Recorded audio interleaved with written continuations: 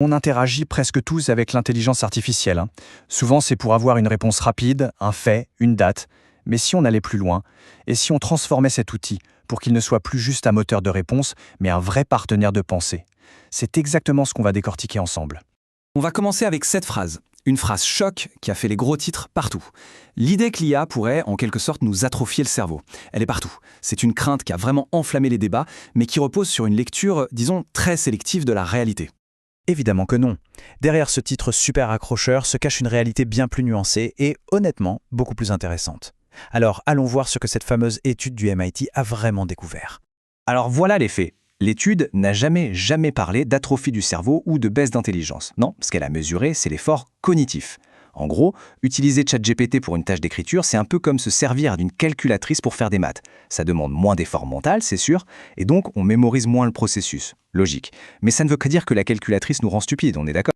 Et on arrive au cœur du sujet. Le vrai danger, ce n'est pas l'IA. C'est la passivité.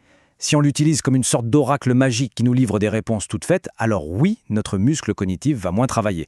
Par contre, si on l'utilise activement comme un partenaire, là, ça change tout. Elle devient un amplificateur incroyable de notre propre intelligence. Voyons comment faire. Allez, on attaque le premier niveau pour maîtriser cette collaboration. L'idée, c'est de faire passer l'IA du rôle de celui qui répond à tout à celui d'un partenaire critique, qui va nous aider à aiguiser notre propre pensée. Le concept clé, ici, c'est ce qu'on pourrait appeler les modes critiques. Au lieu de juste demander une réponse, on va demander à l'IA de jouer un rôle. Le rôle du contradicteur, du sceptique. On la force en quelque sorte à sortir de sa zone de confort pour nous aider à voir les failles dans nos propres raisonnements. L'idée, c'est de passer de la simple question à une instruction qui pousse à la critique. Par exemple, au lieu de dire « résume-moi ce texte », on peut lui lancer un défi, analyse cet argumentaire, trouve ses points forts mais aussi ses points faibles, ou encore confronte les idées de ce texte avec des contre-arguments qui tiennent la route. Ce petit changement de rien du tout transforme l'IA en un outil qui nous force à affiner notre propre pensée. Bon, on passe au niveau supérieur. Une fois qu'on sait comment utiliser l'IA pour critiquer et affiner nos idées, on peut s'en servir pour explorer et créer. Là, l'IA devient un véritable moteur pour étendre notre champ des possibles. Ici, la technique, c'est celle des personas. On ne demande plus à l'IA d'être une machine neutre. Non, on lui demande d'incarner un rôle, un expert, un artiste, un personnage historique, ce qu'on veut. Chaque persona va offrir une perspective complètement unique et nous ouvrir des horizons de pensée qu'on n'aurait jamais explorés tout seul. Et là, la différence est flagrante. À gauche, une requête standard. Ça va donner une réponse descriptive, factuelle, probablement un peu ennuyeuse. À droite, une requête avancée qui met en scène un débat. D'un coup, l'IA ne se contente plus de donner de l'info, elle la met en scène, elle la fait vivre. La richesse du résultat est juste incomparable. Et on peut même aller encore plus loin en enchaînant les prompts. On commence par demander plusieurs points de vue, ensuite on demande de mettre ce débat en perspective historique, et enfin, on explore des scénarios pour le futur. Chaque étape s'appuie sur la précédente, et on se retrouve avec une analyse d'une richesse et d'une nuance incroyable. On arrive au troisième et dernier niveau. C'est le moment de comprendre que l'avenir, ce n'est pas un seul chatbot qui sait tout faire, mais plutôt une équipe d'outils d'IA spécialisés. L'idée est toute simple. On n'utilise pas un marteau pour planter une vis. Eh bien, c'est pareil ici.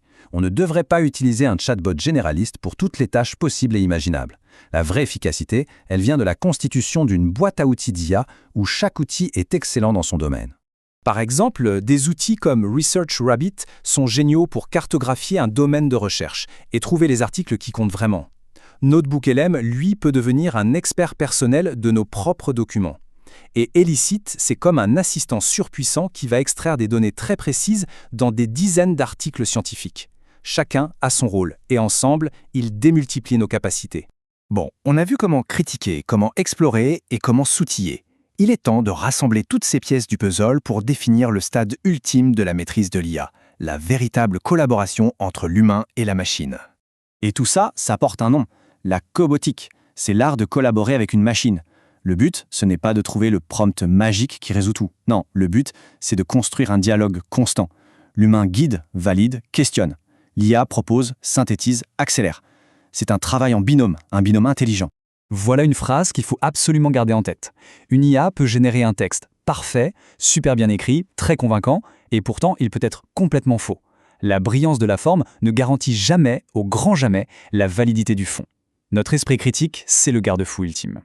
Pour moi, c'est le résumé parfait de cette nouvelle relation. L'IA, c'est un accélérateur phénoménal.